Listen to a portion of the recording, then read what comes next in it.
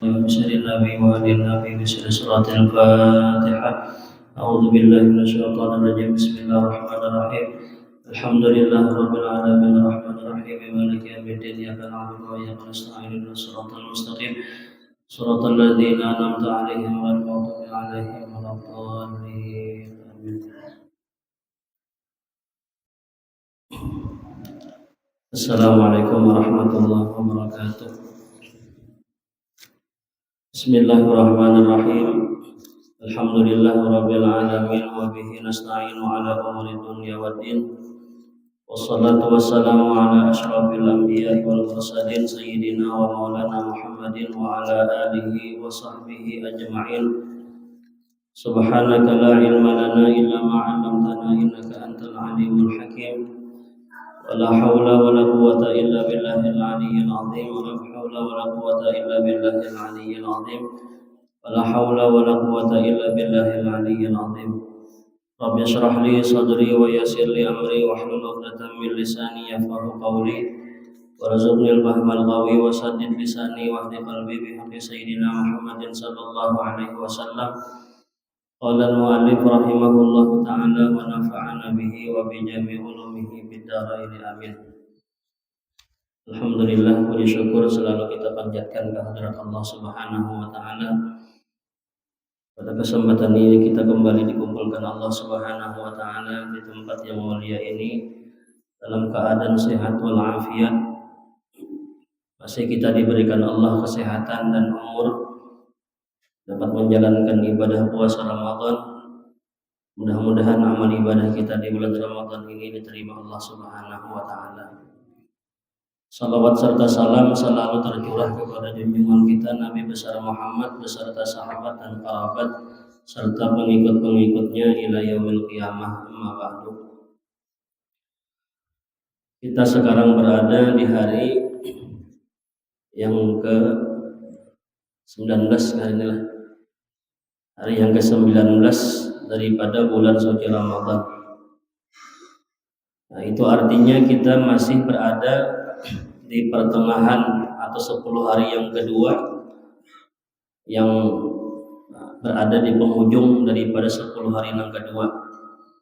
Dan sebentar lagi kita memasuki 10 hari yang ketiga atau yang disebut dengan akhir Ramadan. Nah, 10 hari yang kedua ini atau separuh atau pertengahan Ramadan ini Rasulullah mengatakan, kata Nabi, wa awsatuhu maghfirah. Pertengahan Ramadan ini kata Nabi, Allah itu memberikan ampunan, memberikan kemaafan, menerima akan semua taubat-taubat hambanya. Nah, namun di antara sekian banyak orang yang berpuasa Ramadan itu ada beberapa golongan, beberapa kelompok kata Rasulullah yang tidak mendapatkan ampunan. Jadi kada sabarataan kita orang beriman ini mendapatkan ampunan. Ada beberapa kelompok, Nabi menyebutkan di hadis itu ada 4 kelompok kata Nabi yang tidak mendapatkan ampunan di bulan suci Ramadan ini. Dan bahkan Nabi mengancam ataupun Nabi mendoakan kecelakaan terhadap orang yang tidak mendapatkan ampunan tersebut. Dalam sebuah hadis Nabi pernah mengatakan, ujar Nabi, ragima anfu rajulin adraka Ramadan falam yughfarlah. Celakalah diri seseorang kata Nabi yang dia itu mempertemui bulan Ramadan tapi dosa-dosanya kata Nabi belum terampuni. Nah, Nabi mendoakan celaka, Nabi mendoakan kerugian bagi orang yang menemui Ramadan kata Nabi tapi dosanya belum terampuni. Nah, di hadis yang lain mendoakan kecelakaan ini adalah malaikat Jibril. Kata Jibril, bu'dan liman adraka Ramadan falam yughfarlah. Dijauhkan daripada rahmat Allah kata Jibril orang yang mempertemui bulan Ramadan tapi dosa-dosanya belum terampuni. Kemudian doa Jibril ini diaminkan oleh Nabi Muhammad dengan ucapan amin. Mudah-mudahan kata Nabi orang itu dijauhkan daripada rahmat Allah. Nah, jadi kita berlindung kepada Allah Jangan sampai termasuk daripada 4 golongan yang dikatakan Nabi, orang ini orang yang tidak mendapatkan ampunan di bulan suci Ramadan. Nah, yang pertama yang tidak mendapat ampunan kata Nabi adalah mudminu khamrin, orang yang mengekali akan meminum khamar, orang yang mengekali akan melakukan dosa mabuk. Ini tidak mendapatkan ampunan di bulan Ramadan. Artinya orang ini masuknya Ramadan itu tidak membuat dia berhenti daripada melakukan mabuk-mabukan. Di siang hari Ramadan umpama berpuasa tapi malamnya mabuk, nah ini sama aja ngarannya mengekali juga, mengekali daripada mabuk. Nabi mengatakan di hadis itu minum khamar. Nah, karena memang di zaman Nabi itu belum ada lagi bahan-bahan ataupun sesuatu yang dijadikan mabuk kecuali khamar. Khamar itu juga apa khamar itu tuak orang bahari itulah. Dalam riwayat itu kan orang dulu tuh perasan anggur, jadi anggur itu diperas, nah banyunya itu kemudian dibuat dalam kendi, nah kemudian ditanam dalam tanah sampai beberapa tahun kemudian baru dikeluarkan. Nah ini yang menjadi khamar. Nah tapi di zaman kita ini banyak sudah macam-macamnya, ada khamar aja. Yang bentuk bukan bentuk cair pun banyak juga. Ada yang bentuknya daun ya lah, kacubung ya lah, jangan akan ngecubung. Nah ini termasuk hukum khamar juga. Atau obat-obatan. Nah obat ini harusnya obat gesan diminum kesehatan, tapi diminumnya kelebihan dosis. Kayak komik misalnya sekotakan diminum komik mabuk juga ya lah. Atau ada juga obat tulang segala macam tuh zinit apa segala macam itu. Nah itu hukum khamar juga, walaupun kada sama lagi bentuknya seperti khamar, tapi setiap yang memabukkan itu adalah hukum khamar, dan setiap yang mabuk itu jadi Rasulullah adalah hukumnya haram. Nah, kan ada juga yang lem kada hingut lempok kah lukisan melem itu melem kayu kenapa kalah dihingut-hingut sampai habang mata. Ada juga jangan akan ini pulang gaduk kah kenapa. Ulun tahu menyambat aja kada suah kayak bagaimana bandanya gaduk itu. Nah itu mabuk ya kalau bila minum itu aja lah. Nah jadi walaupun bukan khamar ngarannya, tapi setiap benda apapun walaupun itu bukan cair, apabila diminum dimakan itu mabuk, nah ini hukum khamar. Nah ini termasuk orang yang tidak mendapat ampunan di dalam bulan suci Ramadan.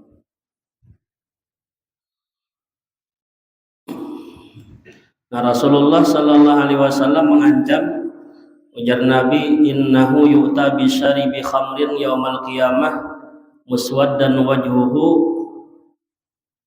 kemudian muzraqatan ainahu mutadalliyan lisanuhu ala sadri yasilu bisaqihi misla dami ya'rifuhu nas yaumal qiyamah. Diriwayatkan kata Nabi bahwasanya orang yang meminum khamar itu nanti didatangkan di hari kiamat dengan memiliki wajah berwarna hitam. Jadi wajahnya itu nanti jar Nabi dirubah Tuhan menjadi hitam. Kemudian dua matanya itu berwarna biru. Nah, bola matanya biru, muhanya hirang.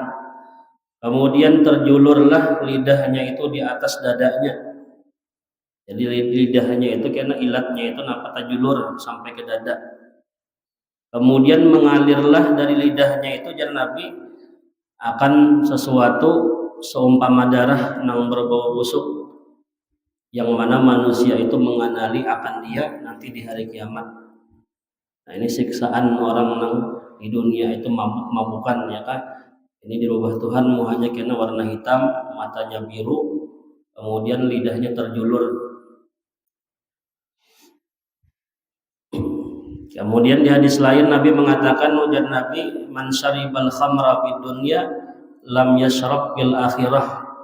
Barang siapa orang, ujar Nabi, yang meminum khamar di dunia, artinya melakukan dosa mabuk tadi, maka dia tidak akan meminum khamar nanti di akhirat. Karena di antara minuman orang-orang surga itu nanti adalah khamar. Nah, tapi khamarnya ini kadang maulah mabuk kayak di dunia, kada khamar di surga itu kita semakin diminum semakin nyaman, semakin diminum semakin nyaman, semakin nyaman. Namun di dunia ini bah diminum makin berkurang akal ya kan, kada waras lagi akalnya. Ujar juga bang bila orang minum apa mabuk itu kan hayalan jadi jelah, mahayal sugih jadi orang sugih, mahayal kawin kayak orang kawin ya kan, macam-macamnya hayalan-hayalannya. Dan di sana itu karena khamar itu kada lagi nambah botol-botol, langsung sungainya ada. Sungainya itu langsung tinggal hendak menjibuk berapa gayung aja hendak minum khamar kau aja.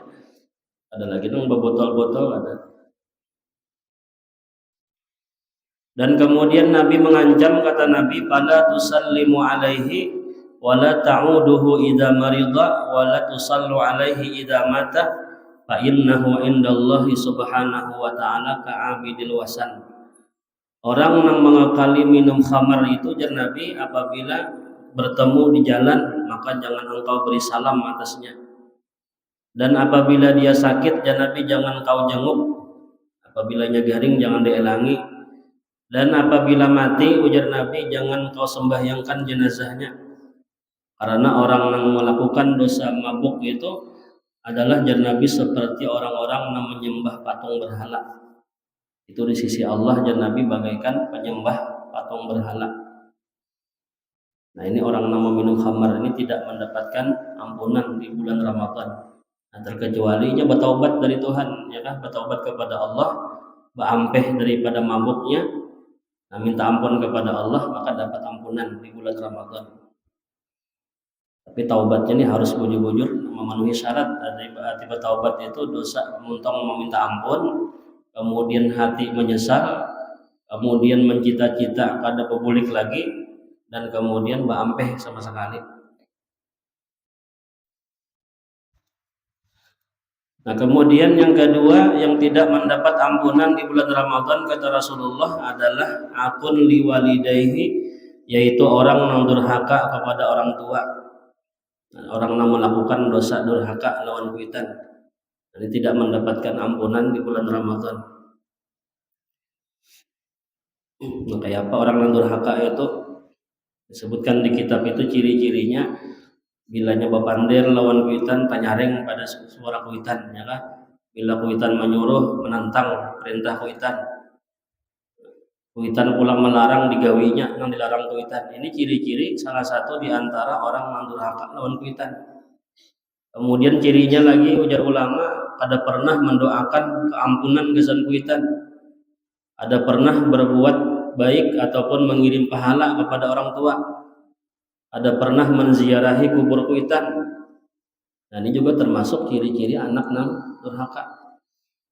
Nah, maka mumpung masih bulan Ramadan ini belum selesai, nah maka kita yang tadinya ada hubungan kada baik lawan kuitan, nah minta maaf, minta ampun lawan sidin, ya kan? Nah, kita datangi sidin, ya kan, minta maaf lawan sidin.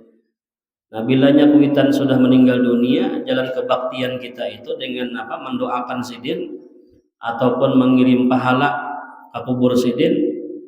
Nah, barangkali pahala itu dalam bentuk bacaan bertahlil kah, atau bacaan Quran kah, ataupun bersedekah kah, pahalanya hadiahkan kesan kuitan, ini mengirim pahala kesan sidin. Atau menziarahi kubur sidin itu setiap hari Jumat. Nah, ini Nabi mengatakan juga, Nabi, barang siapa orang yang berziarah ke kubur kuitan setiap hari Jumat, maka ditulis dia itu sebagai anak yang berbakti. Ya, paling kada bilanya kada kawas seminggu sekali karena kuburnya umpama jauh ataupun yang alih lah jalannya misalnya, nah maka jangan kada ingat mengirimi pahala setiap hari Jumat, malam Jumat. Nah, kalau mendoakan itu saban waktu sembahyang, sembahyang 5 waktu, doakan doa yang biasa yang kita baca tentang Rabbil Firli wali walidayya itu. Nah, bila sudah kita lakukan itu, maka dirubah Tuhan yang tadinya awal kita kuitan masih hidup, maka kita durhaka lawan sidin, nah maka diganti Tuhan sebagai anak yang berbakti. Kemudian dosa durhaka ini, ujar Rasulullah, termasuk di antara dua dosa yang Allah segerakan siksaannya di dunia. Ada dua siksaan, ada dua dosa, kata Nabi, yang disegerakan Allah siksaannya di dunia. Yang pertama adalah al-baghyu, yaitu dosa menzalim. Dosa zalim lah, berbuat jahat lawan manusia. Nah, ini Allah segerakan dosanya itu, siksaannya itu di dunia. Apalagi nang kita zalim ini misalnya mendoakan nang kada baik gansan kita. Nah, ini langsung mustajab doanya, tidak ada dinding kata Rasulullah. Orang nang dizalim itu apabila dia berdoa kepada Allah, maka tidak ada dinding antara dia dan di antara Allah. Sekalipun orang yang dizalim ini orang ahli maksiat, tapi nya kada salah. Kalau kita zalim misalnya kita ambil hartanya, kemudian dia mengangkat tangan lawan Tuhan, berdoa kecelakaan gesan kita, nah itu kabul doanya. Sekalipun ini orang nang ahli maksiat, ahli dosa.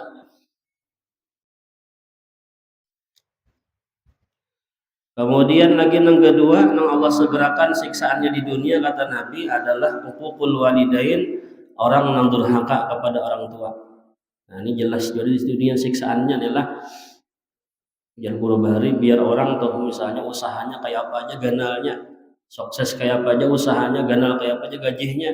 Apabila nya durhaka lawan kuitan, nah tuh harta bendanya itu kena lambat laun akan bangkrut kena akhirnya.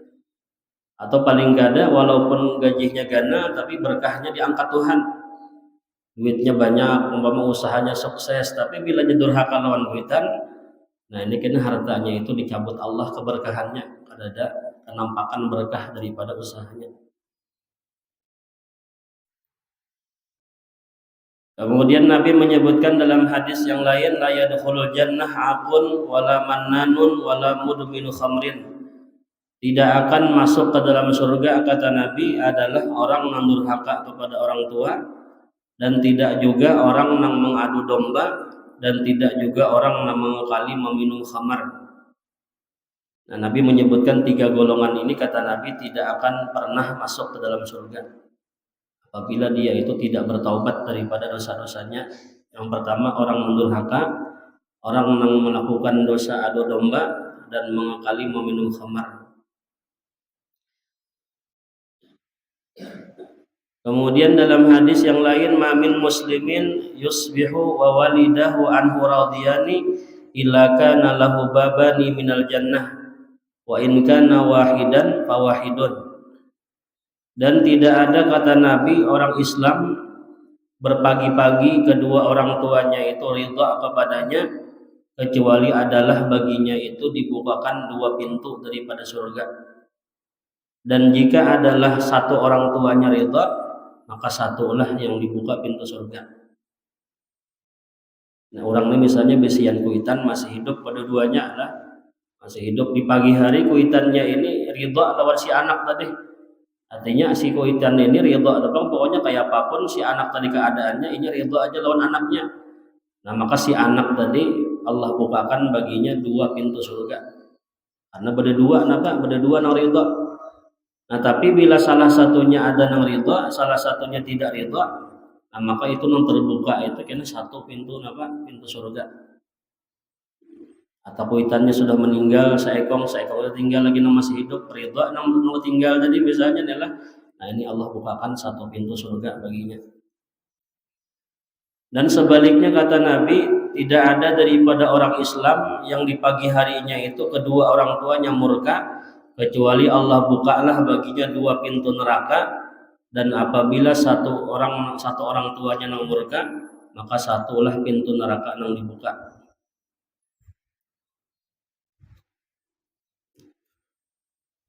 Kemudian yang berikutnya, golongan yang ketiga yang tidak mendapat ampunan adalah orang yang bermusuh-musuhan. Musahinun ini orang yang bermusuh-musuhan. Artinya bermusuh-musuhan ini di hati itu ada dendam, ada permusuhan, ada tidak senang kepada orang Islam. Bahkan termasuk orang yang dianggap bermusuhan ini nang kada berteguran, nang kada bertegur sapa sesama muslim. Nabi mengancam dalam hadis beliau itu, jadi Nabi tidak halal terhadap orang Islam itu apabila tidak bertegur sapa itu sampai melebihi 3 hari kata Rasulullah. Dan apabila lebih dari 3 hari, maka kemudian orang itu mati kata Nabi, maka matinya masuk neraka. Ada peteguran lebih pada 3 hari lah. Artinya masih 3 hari ini dalam batas nang masih belum keras di kita ancamannya adalah, tapi bila sudah lewat daripada 3 hari kada bertaguran, nah ini bilanya orang itu mati, kata Rasulullah, matinya masuk neraka. Dan bahkan apabila tidak bertegur itu, kata Nabi, man hajara akhahu sanatan, barang siapa yang tidak bertegur sapa kepada saudaranya selama setahun, bahwa kasab kidamihi, maka dia seperti menumpahkan darahnya. Nah, seperti dosa membunuh, Nabi ini membunuh saudaranya. Ini bila sampai setahunan kada suah berteguran, kada suah barawaan. Padahal bahigaan rumah aja umpamanya, tapi kada suah barawaan. Bilanya terdapat di jalan paling muha ke kanan segong ke kiri misalnya, ada suah bekurhingan. Nah ini bahaya adalah ini malam bulan Ramadan ini tidak mendapatkan ampunan. Jadi bilanya terjadi pada diri kita, ya sedangkan kita sudah bertaubat daripada dosa itu, artinya bila orang itu pernah jahat lawan kita, kita dahulunya benci lawannya, hilangkan kebencian tadi. Nah, kita maafkan nya, artinya ucap dalam hati lawan Tuhan, ya Allah, orang yang jahat lawan ulun tu ulun ampuni aja sudah, berataan ulun maafakan. Nah cirinya inya sudah memaafkan ini karena bila tetamu di jalan, nah mau bekurhingan ulang atau memberi salam lawannya atau merawak kah di jalannya kah, nah ini cirinya orang ini bujur-bujur sudah memaafkan. Dan bila sudah kita kurihingi juga kada tak kurihing juga orang nang lawan kita tadi misalnya, nah yang penting kita sudah ada etikat baik lawannya, apa kita sudah baik, biar inya kada marah lawan kita. Nah, berarti inya nang sangkut kena lawan Tuhan, urusannya adalah yang penting kita sudah memaafkan kesalahan inya tuh. Kan orang yang jahat lawan kita tuh belum tentu inya apa jahat sampai wahini, tak bisa jadi inya nang dosa nang dahulu lawan kita tuh sudah bertaubat lawan Tuhan. Inya bertaubat lawan Allah, dan kata Nabi orang yang bertaubat itu menjadi kekasihnya Allah. Nah bila kita masih membenci orang yang jahat lawan kita itu, sedangkan dia sudah bertaubat, nah maka kita katanya membenci kekasihnya Allah. Jadi nang sudah bahari-bahari nang ia jahat lawan kita, ya sudah kita maafkan sudah, supaya apa? Supaya kita jangan bersangkut paut di bulan Ramadan ini. Apalagi kena di akhirat baabut kena. Nah, ini memperlambat kita masuk surga aja, jangan berurusan lawan sesama makhluk. Kita ini pasti apa?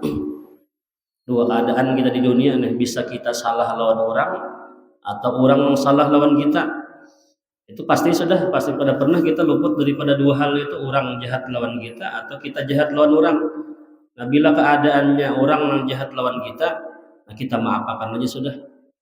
Artinya musabarataan orang Islam nih misalnya nang suah salah lawannya dimaafkan berataan, nah insya Allah kada ada lagi dosa nang bapacangan urusan di hari kiamat. Asalkan kita sabarataan, kita lepasakan aja tadi kesalahan orang-orang itu, kita maafkan.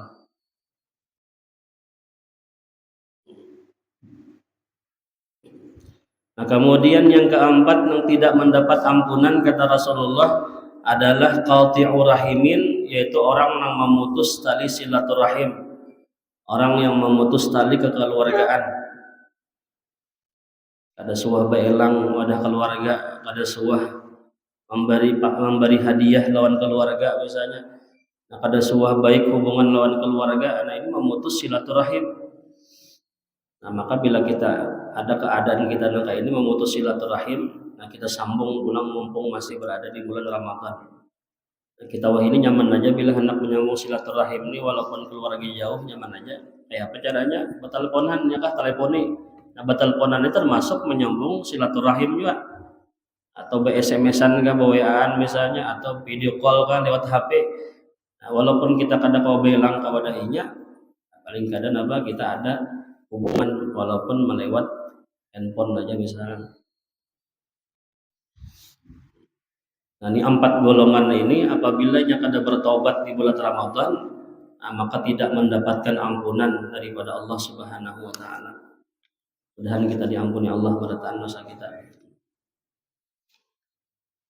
Nah kemudian Rasulullah Sallallahu Alaihi Wasallam, beliau apabila sudah memasuki 10 hari terakhir daripada bulan Ramadan, itu dikatakan Nabi itu syadda mi'zarahu, nah, beliau mengikat kuat akan sarung beliau. Jadi bila sudah memasuki 10 hari terakhir Ramadan, itu dikatakan Nabi itu semakin menguatkan akan pakaian sarung sidin. Namun yang dimaksud dengan menguatkan pakaian di sini artinya Nabi lebih bersungguh-sungguh. Nabi lebih lagi berhimmat apabila sudah berada di penghujung bulan Ramadan. Nah ini motivasi jalan kita nih, bilanya ke ujung Ramadan ini jangan malah kita nih makin boyong, jangan. Semakin akhir Ramadan ini seharusnya semakin bersemangat kita.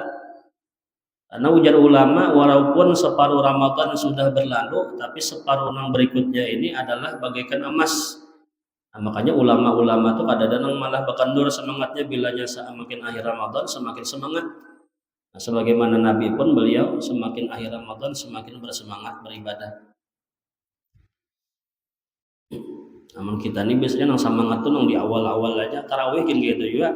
Bila malam pertama hibah masih gitu. Bilang nang kada lagi nang kosong-kosong sapnya nih. Tapi bila sudah nang malam kedua, malam ketiga ya lah tunggal ikongan berkurang-kurangnya. Semakin bilang nang 10 hari pertama ini bisa banaik sapnya karena ada peningkatan tingkat sapnya jadinya tuh.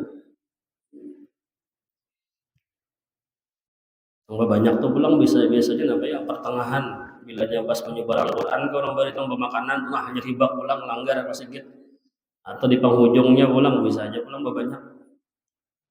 Nah, Nabi ini bila sudah memasuki 10 hari terakhir beliau bersemangat dalam beribadah. Kemudian ada lagi ulama mengatakan yang dimaksud Nabi mengikat kuat sarungnya ini maksudnya Nabi itu tidak berhubungan lagi dengan istri-istri beliau apabila sudah masuk 10 hari terakhir.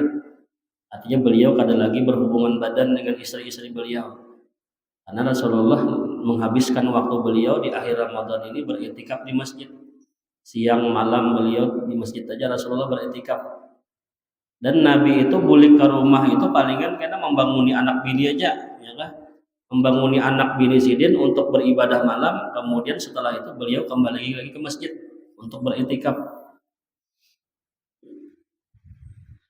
Kemudian yang kedua, Nabi itu bila sudah memasuki 10 hari terakhir wa ahya layaliyahu, Nabi itu menghidupkan akan semua malam-malamnya.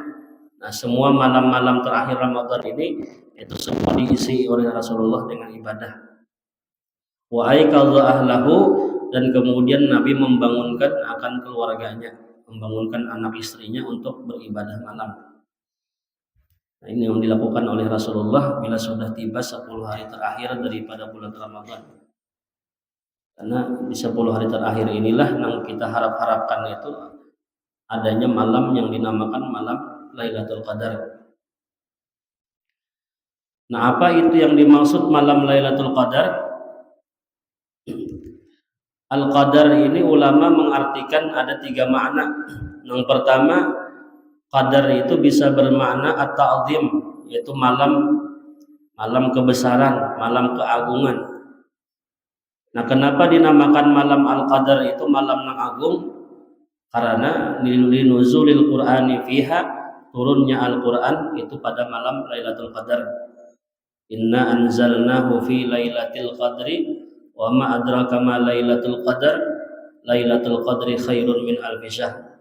Sesungguhnya kata Allah kami turunkan dia Al-Qur'an itu adalah pada malam Al-Qadar. Nah, karena Al-Qur'an turun di malam Lailatul Qadar, nah, maka jadilah malam Lailatul Qadar ini malam yang mulia, malam yang agung. Au tanzilul malaikah tanzilul barakah warahmah wal maghfirah, atau juga dinamakan malam keagungan, turunlah semua para malaikat di malam itu membawa keberkahan, membawa rahmat, membawa ampunan. Bahkan dalam riwayat itu Rasulullah di bumi ini karena di malam Lailatul Qadar itu hampir-hampir kada lagi celah-celah kecuali dipenuhi oleh malaikat. Semua di bumi ini tidak ada lagi celah-celah kecuali penuh oleh malaikat seberataan, malaikat turun ke bumi. Aw annal ladzi yuhyiha yasiru dza qadarin, atau dinamakan malam Lailatul Qadar itu malam kemuliaan karena bahwasannya orang yang menghidupkan malam Lailatul Qadar maka dia akan mendapatkan kemuliaan. Nah, itu makna yang pertama. Kemudian makna yang kedua, dinamakan Lailatul Qadar itu, qadar itu dalam artian at-tadyiq, yaitu adalah sempit. Sebagaimana Allah berfirman dalam Al-Qur'an, "Wa man qudira 'alaihi rizquh", barang siapa yang disempitkan atasnya rizkinya. Jadi qadar ini bisa juga bermakna sempit. Nah, kenapa dinamakan Lailatul Qadar itu malam yang sempit? Karena bumi itu menjadi sempit dengan para malaikat-malaikat yang turun. Ya, Julun tadi sampai-sampai dalam riwayat itu tidak ada satu celah pun di bumi ini kecuali dipenuhi oleh malaikat. Nah, makanya Nabi menyebutkan di hadis yang lain itu apabila sudah menjelang timbulnya matahari di pagi hari itu, dan Nabi matahari itu kena timbul matahari cuman cahayanya ada terlalu memancar, kemerah-merahan. Itu disebabkan ujar ulama karena matahari itu tidak memancarkan cahaya karena malaikat di saat itu naik ke langit. Karena cahayanya terlindung oleh para malaikat. Nah, akhirnya matahari tadi walaupun timbul tapi kadang memancarkan cahayanya karena terhalang terlindung oleh malaikat-malaikat yang naik ke atas langit. Nah, jadi bumi itu sempit di malam Lailatul Qadar itu dipenuhi oleh para malaikat.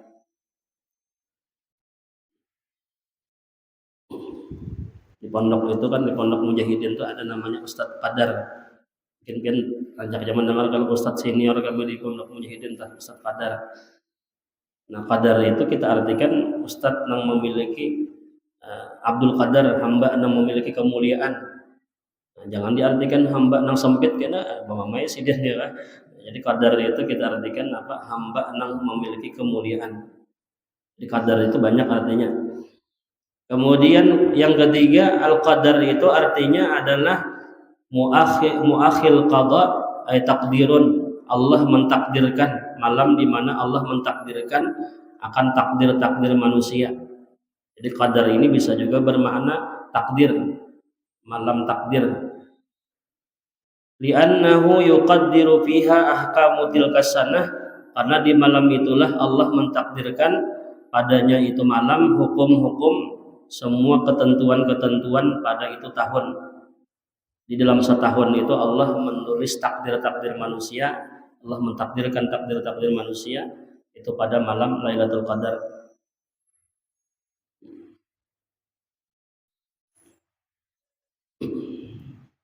Nah, kemudian ulama bertanya kapan turunnya malam Lailatul Qadar.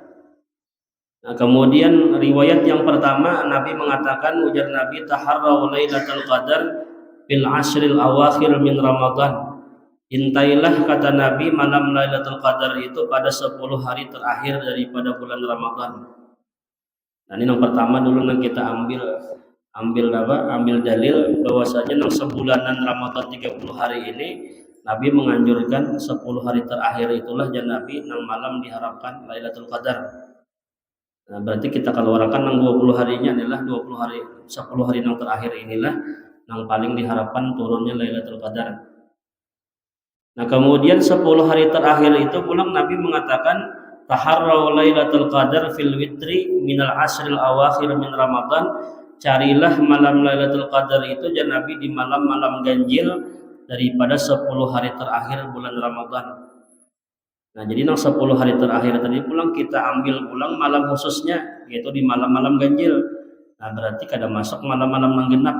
Malam ganjil ini kan malam 21, 23, 25, 27, 29. Nah, ini dalil yang kedua, Nabi mengkhususkan lagi yang 10 hari terakhir itu yang diambil dan Nabi malam-malam ganjil.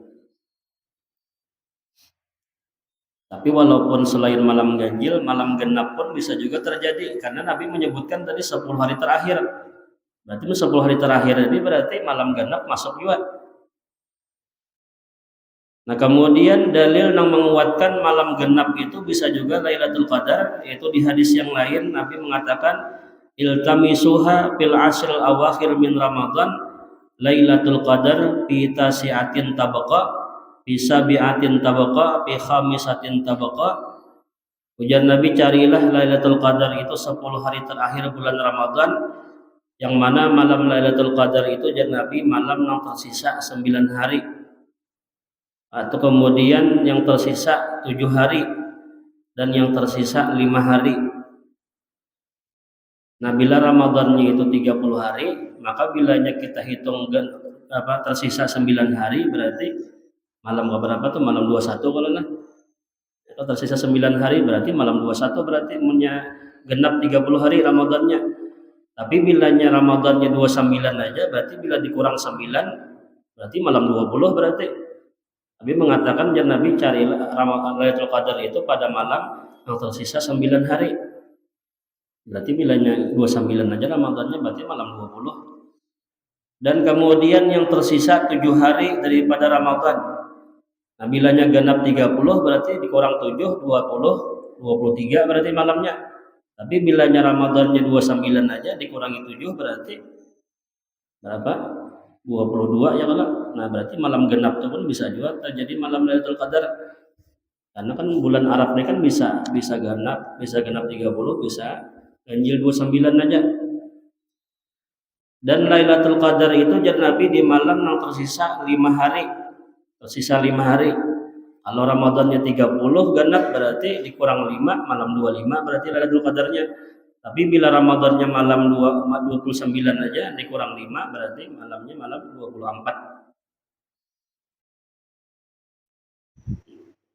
Nah, intinya secara umumnya itu pokoknya bila malam 10 hari terakhir ini jangan berpilih-pilih ya, kita misalnya malam 22 kita isi juga, malam 24, 26, 28 diisi juga, karena Nabi menyebutkan 10 hari terakhir daripada bulan Ramadan.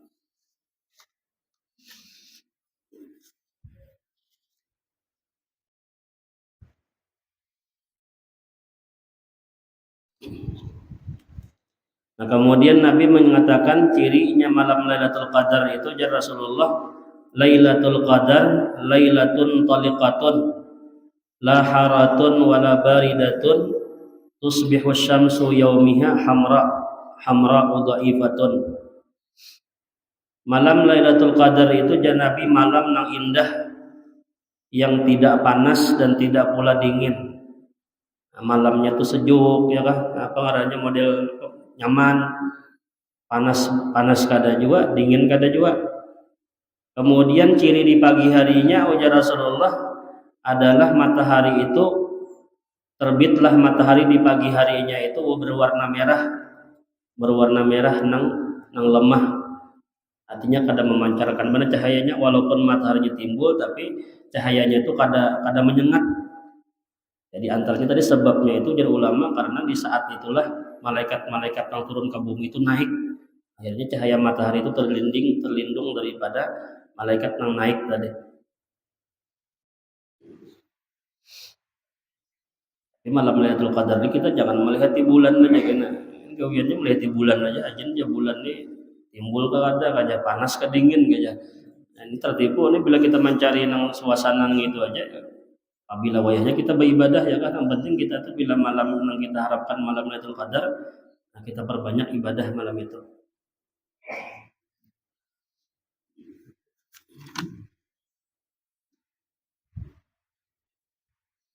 Nah, kemudian ujar Imam Haddad mengatakan bilanya malam 21, malam 23, 25, malam-malam ganjil itu berbetulan malam Jumat. Nah, ini terlebih lagi diharapkan malam itu Lailatul Qadar. Karena ini menggabung 3 riwayat lah. Pertama Nabi mengatakan tadi carilah Lailatul Qadar itu malam 10 terakhir. Kemudian carilah dan Nabi pulang di malam-malam ganjil. Nah, dalil ketiga pulang bila malam ganjil ini berbetulan malam Jumat. Nah, ini yang lebih diharapkan lagi malam Lailatul Qadar. Nah, pas kita nih malam Jumat nih kan malam 21 ya kan. Malam 21 ini malam Jumat. Nah, ini mungkin yang kita harapkan mungkin apa malam Lailatul Qadar. Bahkan ulama-ulama dahulu itu pun ada yang merumus-rumusakan malam Lailatul Qadar ini seperti Imam Ghazali ya kan. Kemudian juga imam yang lain di kitab Bajuri itu apabila Ramadan jatuhnya hari ini Lailatul Qadarnya kena malam ini. Apabila jatuhnya hari ini awal Ramadan Lailatul Qadarnya malam ini. Itu banyak ulama yang merumus-rumusakan malam Lailatul Qadar. Dan yang terlebih kuat itu adalah rumus Imam Ghazali. Imam Ghazali ini bahkan rumus sidin itu ketika diamalkan oleh Imam Abul Hasan Sadzali. Ya, Abul Hasan Sadzali aku ketika mengamalkan rumus Imam Ghazali, Ya, semenjak aku mengamalkan sampai tuha di sini aku kada pernah kelewatan malam Lailatul Qadar. Artinya rumus Imam Ghazali ini sudah memang dasar memang teruji, sudah dasar bujuran. Nah di sini kalau kita lihat rumus Imam Ghazali itu bilanya Ramadan itu hari Sabtu, ya Imam Ghazali, nah maka kena Lailatul Qadar itu malam 23. Nah ini bisa jadi juga malam 23 kena kita memakai siapa rumus Imam Ghazali.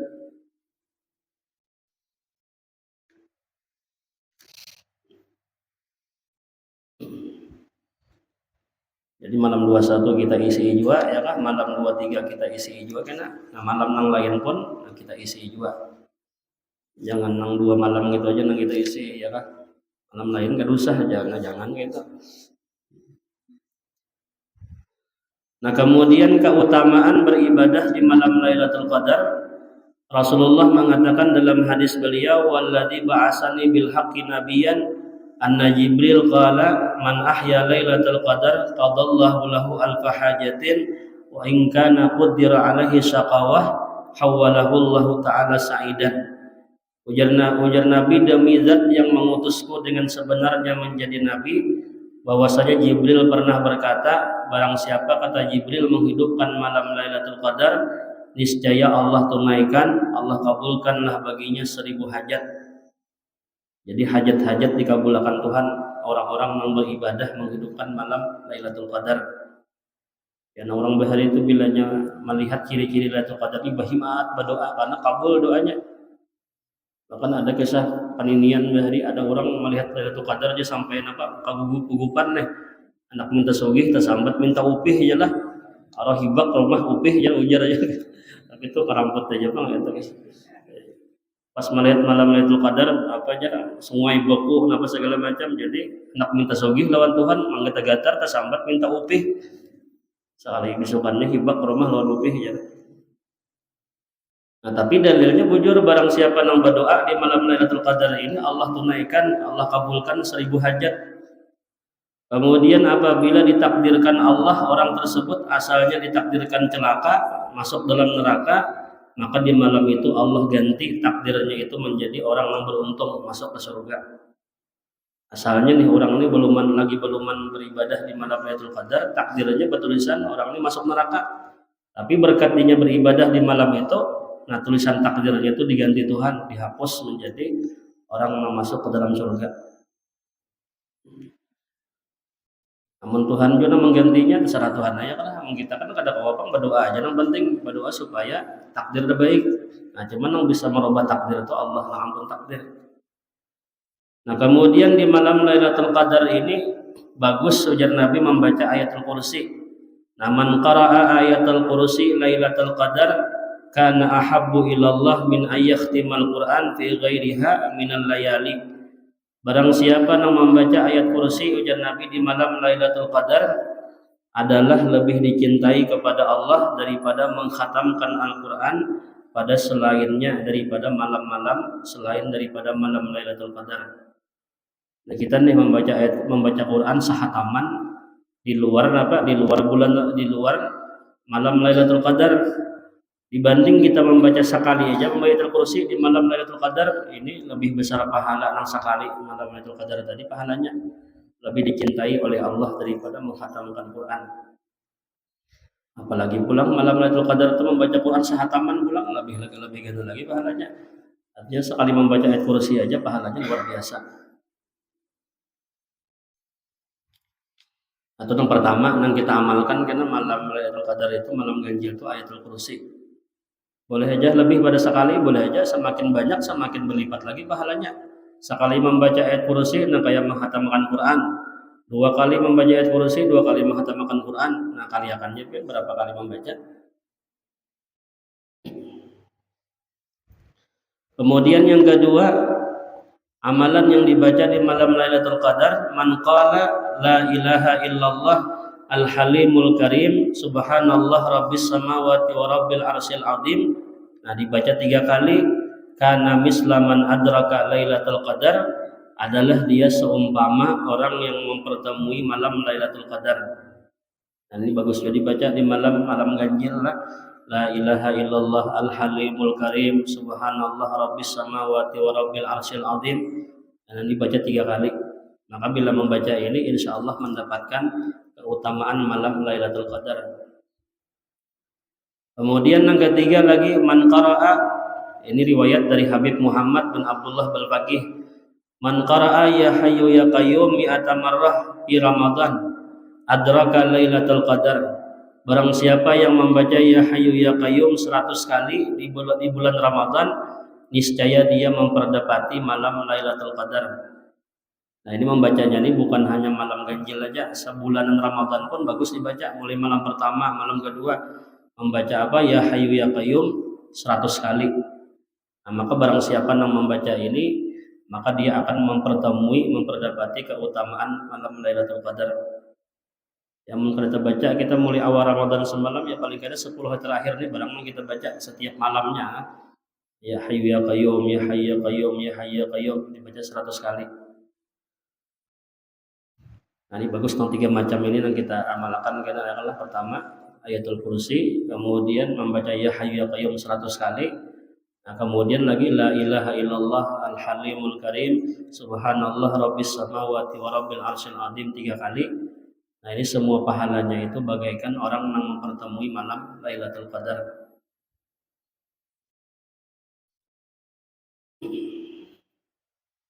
Dan bahkan ujar Habib Zain bin Semit itu ujar Sidin, barang siapa orang yang istiqamah sebulan Ramadan itu mengerjakan isya berjamaah, subuh berjamaah, maka dipastikan di Sidin orang itu akan menemui malam Lailatul Qadar. Jadi menghidupkan malam Ramadan itu bisa dengan beribadah semalaman, menghidupkan malam Lailatul Qadar adalah bisa beribadah semalaman, atau bila kada sanggupnya adalah 2/3-nya, atau separuhnya, atau sepertiganya, atau seperempatnya, atau sekurang-kurangnya menghidupkan malam itu dengan isya berjamaah, subuh berjamaah. Karena ujar Habib Zain tadi, barang siapa orang yang istiqamah sebulan Ramadan, mulai awal Ramadan ini isya'nya berjamaah, subuhnya berjamaah, isya berjamaah, subuh berjamaah, nah maka orang ini kena bisa dipastikan pertemuan melawan malam Lailatul Qadar. Namun kita nih mulai awal mama ada aja nang kada berjamaah isya atau subuhnya pada berjamaah. Nah, paling kada kita 10 hari terakhir ini jangan kada berjamaah. Nah, isya'nya berjamaah, subuh berjamaah. Karena pahalanya itu seperti orang yang beribadah semalaman.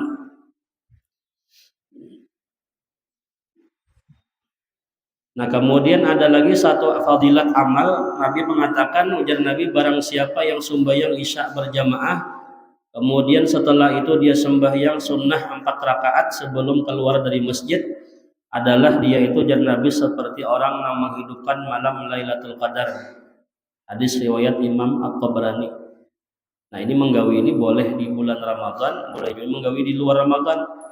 Ini setiap malam pun bila kita menggawi ini, insya Allah dapat kita keutamaan malam Lailatul Qadar. Nah, kayak apa caranya tadi? Isya berjamaah, tapi isyanya Nabi menyebutkan di masjid isyanya. Nah, sebelum keluar dari masjid tujuan Rasulullah kerjakan sembahyang sunnah 4 rakaat. 4 rakaat ini kena ba'diyahnya 2. Nah, ditambah 2-nya itu terserah aja, hendak sembahyang sunat hajat kah, atau sunat taubat kah, ya kah, atau sembahyang witir 3 rakaat kah. Nah, bila 3 rakaat kan berarti lebihan serakaat, kada apa-apa lebihan, asal jangan kurang aja tah. Nah, ini pahalanya ujar Rasulullah bagaikan orang yang menghidupkan malam Lailatul Qadar. Nah, ini mungkin sanggup kita kesan keluar Ramadan karena awalnya kita mah hadang-hadang apa ngarannya menggawi saban malam tuh aja ini mendapatkan malam apa Lailatul Qadar nih. Jadi imbas sembahyang isya tuh gawi 4 rakaat.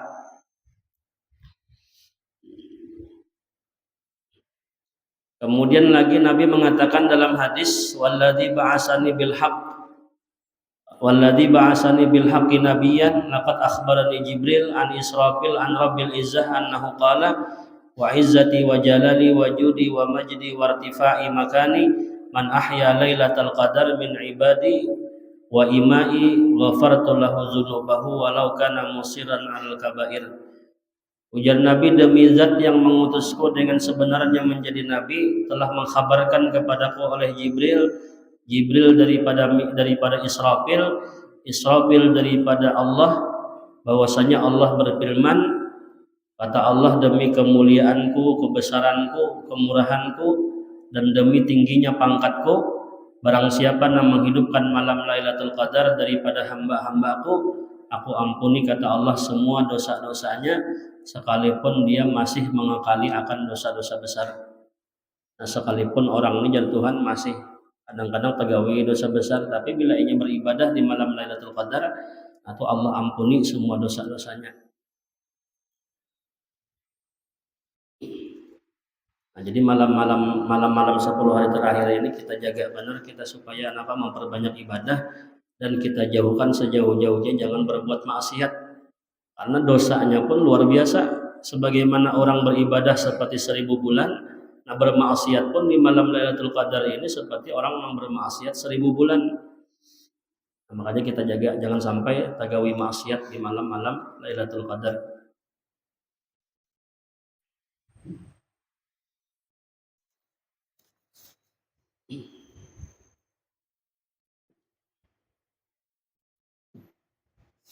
Nah, kemudian karena di hari raya Idul Fitri itu karena sebelum berangkat ke masjid ya lah, itu karena ada satu amalan yang biasa kita baca, itu dibaca sebanyak 300 kali lah, banyak peng dibacanya. Apa bacaannya? Subhanallah wa bihamdi subhanallahil azim. Nah, itu dibaca 300 kali sebelum melaksanakan salat Id. Jadi menggawinya ini boleh imbas subuh langsung dibaca, atau bila ada tuntung kena sebelum berangkat di masjid menyambung pulang, yang penting sebelum dikerjakan salat Id. Nah, dibaca subhanallah wa bihamdi subhanallahil azim itu 300 kali.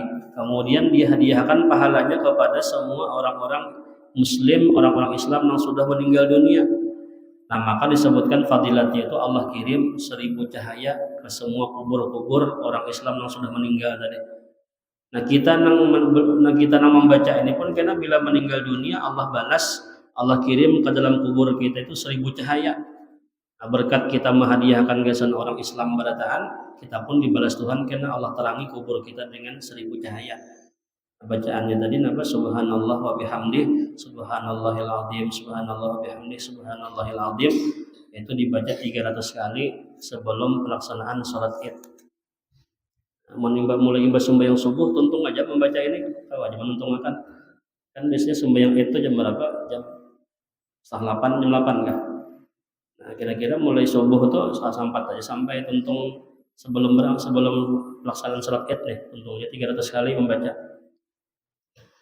Tapi katakan karena di akhirnya itu hadiahkan pahalanya gasan orang Islam yang sudah meninggal berataan. Amun kada hafal bahasa Arab bahasa kita aja, ya Allah pahala tasbih tadi dimakan pahalanya gasan orang Islam yang mati berataan, sampainya pahalanya. Nah, jadi amalan yang 3 macam tadi karena ulun pernah berijazah lawan guru ulun. Nah, kepada pian berataan yang hadir hari ini ulun ijazahkan. Pian terima silakan nanti kena malam-malam ganjil atau malam genap pun silakan pian baca. Pertama tadi ayatul kursi ya kan. Ayatul kursi itu boleh dibaca sekali atau lebih daripada itu. Nah, kemudian juga tadi ya hayyu ya qayyum 100 kali, ditambah lagi man la ilaha illallah al halimul karim subhanallah rabbis samawati wa rabbil arsyil azim, itu dibaca 3 kali. Ya walaupun sebenarnya ini banyak kalau sebenarnya kita amalan malam-malam ganjil nih. Nah, itu mungkin udah dijasakan lawan pian berataan. Mudah-mudahan bermanfaat, mudah-mudahan diberikan paham oleh Allah Subhanahu wa taala, dan mudah-mudahan Allah menerima semua amal ibadah kita di bulan suci Ramadan ini, dan mudah-mudahan Allah mengampuni dosa-dosa kita, dosa orang tua kita, dosa guru-guru kita diampuni Allah Subhanahu wa taala, dan mudah-mudahan sebagaimana kita berkumpul di tempat ini, mudah-mudahan terkumpul berataan di surganya Allah bersama Rasulullah, dan mudah-mudahan kita seberataan diwafatkan husnul khatimah, mati membawa iman husnul khatimah ala hadhihi niyyat wa ila hadratin Nabi al-Fatihah. Bismillahirrahmanirrahim. Alhamdulillah rabbil alamin arrahmanir rahim maliki yaumiddin. Iyyaka na'budu wa iyyaka nasta'in ihdinas siratal mustaqim siratal ladzina an'amta 'alaihim ghairil maghdubi 'alaihim waladdallin. Amin. Bismillahirrahmanirrahim. Alhamdulillah rabbil alamin. Allahumma shalli wa sallim ala sayyidina Muhammadin wa ala alihi wa sahbihi ajma'in. اللهم انفعنا بما علمتنا وعلمنا ما ينفعنا وزدنا علما وزدنا علما وزدنا علما.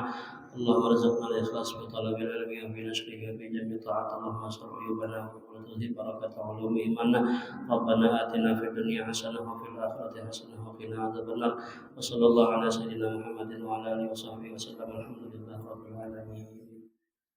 Nah, mana hendak petitip sembahyang hadiah, ya silahkan nama-namanya pian catat, pian tulis, bisa dikirim lewat WA gitu, bisa kena lah kalau menggawiakan malam hari raya. Jadi insyaallah kita sekali pengajian kalau lagi lah.